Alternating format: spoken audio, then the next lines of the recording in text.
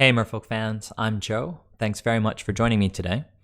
If you'd like to support my channel and these videos I make, please check out the link to my Patreon page above. I'm here with a replay of a modern Friendly League match. I've been testing the M. Hayashi build of Merfolk, which has 4 Chalice of the Void in the main and 4 Coralhelm Commander, a card that most Merfolk players really don't have any experience with, I think. So I really didn't know what to think about it going in. And I have to say, I haven't been winning nonstop. There's been a fair amount of losing. The deck has a really steep learning curve, but I feel like I've been unraveling its secrets over the last week or so. So with that being said, let's go ahead and have a look at the opening hand. The opponent is on the play for game 1. This is definitely a keep. It's a little sketchy because if we're playing against hand disruption, we can get our AEther Vial taken away. But we are on the draw, and so 1 land AEther Vial is much more acceptable. So it's Storm.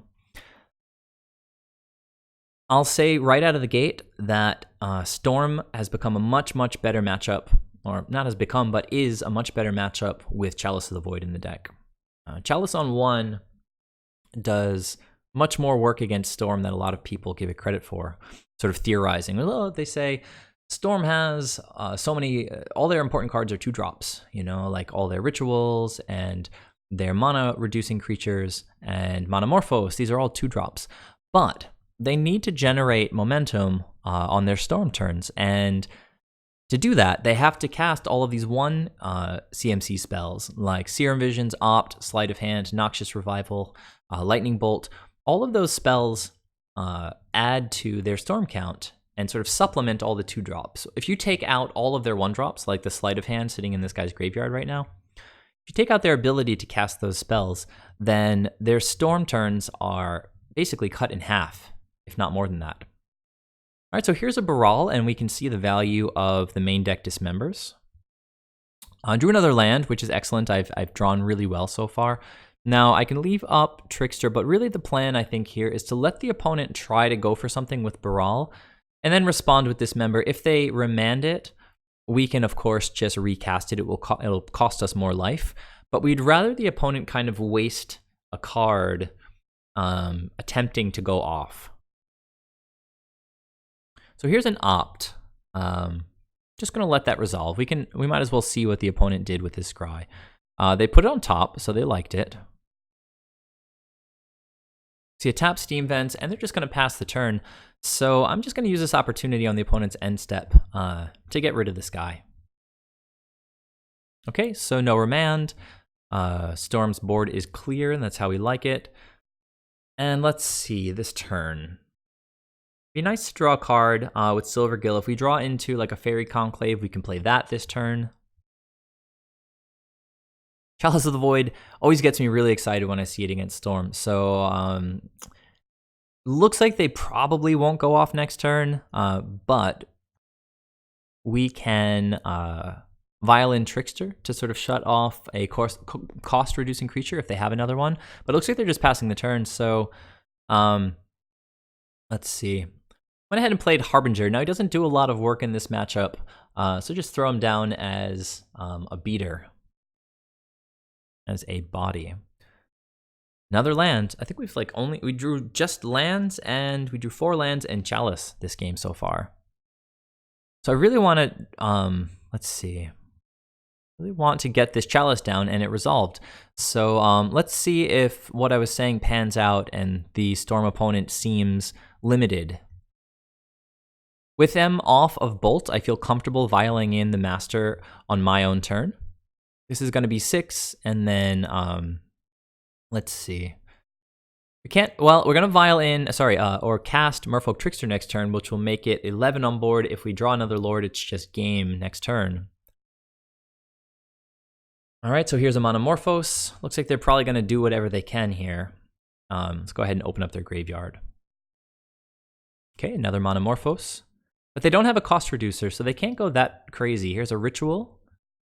And then we see a Past in Flames. So then they can go for the Ritual again. Cast the Monomorphos again.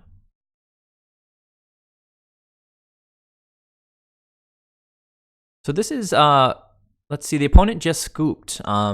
See, they were doing a lot of work with the Manamorphose and their other 2-drops, but they can't cast the Opt, they can't cast the Sleight of Hand, and they can't cast any 1-drops that are stuck in their hand. So it looks like Chalice sort of saved our butts there. If you imagine the opponent could have dug deeper with these 2 blue spells, we might have been in more trouble. They could have hit a Grape Shot or an Empty the Warrens, although we will have Island Walk. Chalice definitely was a really important card there. So let's go ahead to game 2. All right, back for game 2. The opponent will be on the play in this game, and there's that Chalice, so snap keep. All right, opening up with Sleight of Hand. 1 card in their hand, the other card on the bottom of the library. Go ahead and play that Faerie Conclave. Does act as a 1-drop. It gives us something to do on turn 1. Another Sleight of Hand.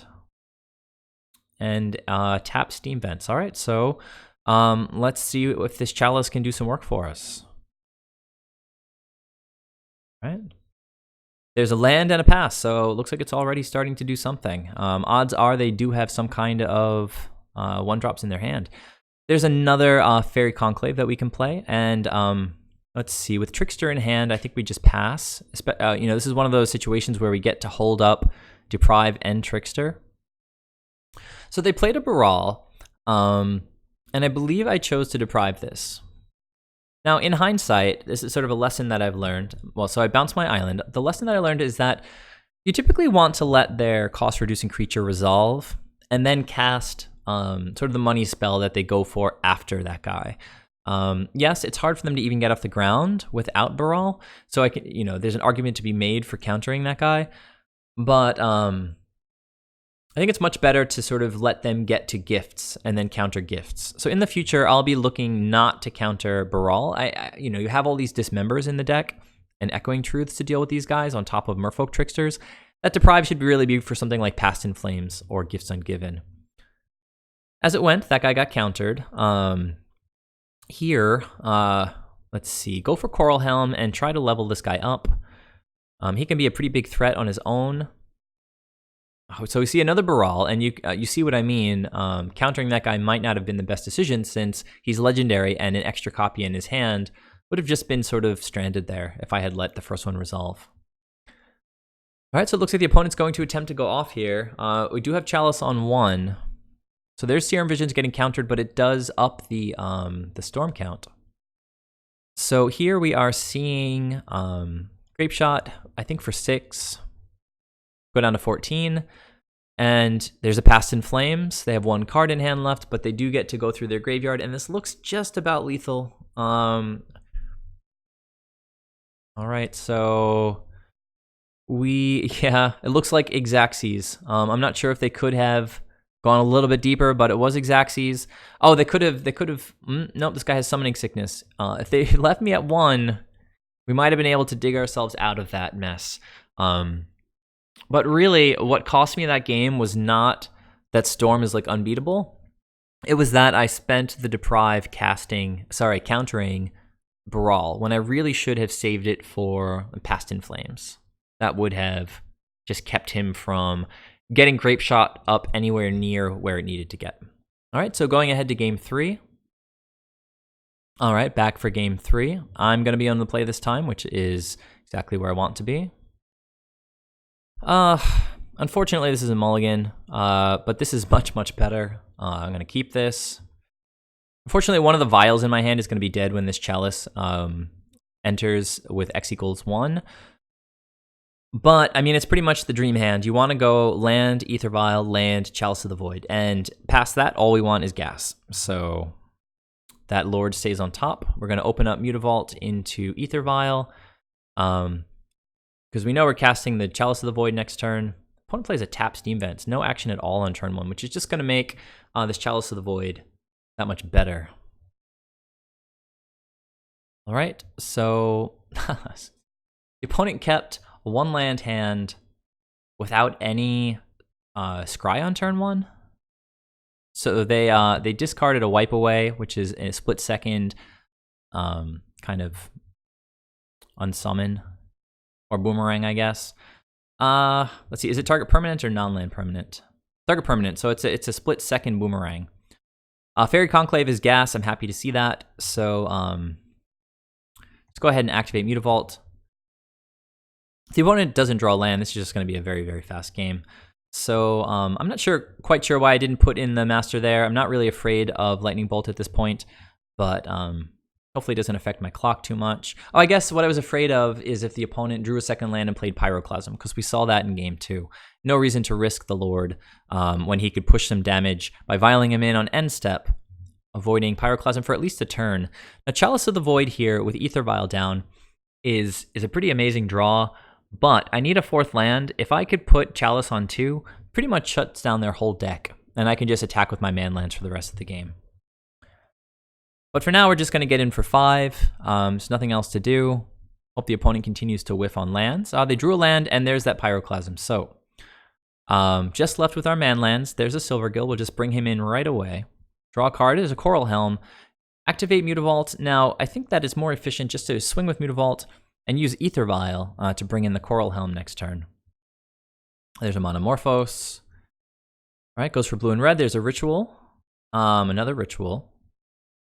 And here's Empty the Warrens is going to make 8 goblins, and this is why we bring in Echoing Truth against Storm. I didn't show you guys my sideboard plan yet, but I took out 2 Coralhelms, I took out 4 Harbingers, and took out 4 Seas. So that's a total of 6, 7, 8, 9, 10. So I bring in 4 Deprives, 4 Relics, and I bring in 1 extra Echoing Truth. And what is the last card? The extra Dismember. We have the 4th Dismember in the sideboard.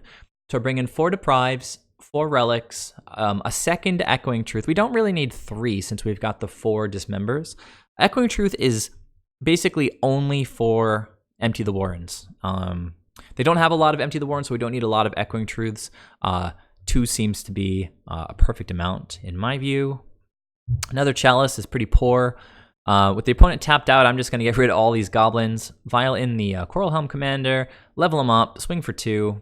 Opponent's down to 9. We see a repeal on AEther Vial, which is decent.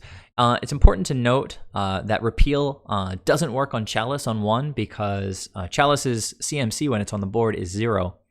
So repeal on the stack targeting Chalice of the Void, its CMC would be 1 and get countered by Chalice. So, we can see the finish line here. We're going to swing for 6. I should have leveled up the Coralhelm before I went to attacks. It was kind of a knucklehead mistake. I level him up afterwards, and the opponent scooped at that point. So the opponent seemed to keep a suboptimal hand, but I think we showed in this match the strength of Chalice of the Void in this particular matchup against Storm. I have to say I feel way more favored on this sort of M. Hayashi build against Storm. There are just a few decks that kind of fold to Chalice, or at least get hit really hard by it. Really popular decks. So Storm is one. Bogles is another one. Grixis Death Shadow gets hit pretty hard. Hollow One gets hit pretty hard. Hollow One doesn't even play like Kolaghan's Command to deal with Chalice of the Void. So they're going to be left relying on things like Wear Tear, I guess, if that's what the right card that I'm thinking of. Maybe not. No, maybe I'm thinking Mardu plays Wear Tear. They do play Engineered Explosives, but anyhow, some of the top decks get hit really hard by Chalice of the Void, and you just saw that against Storm here. All right, so thanks for tuning in, guys. Please let me know your thoughts below in the comments section. Please subscribe if you haven't already. If you'd like to support my videos and my channel, please check out the link to my Patreon page. I'm eternally grateful to all of you guys who pledge. It's just really nice getting a little bit of cash for all the work that I put into researching these different builds of Merfolk and uploading these videos for you guys. So tune in for the next video. I'll see you guys there. Thanks again. Bye.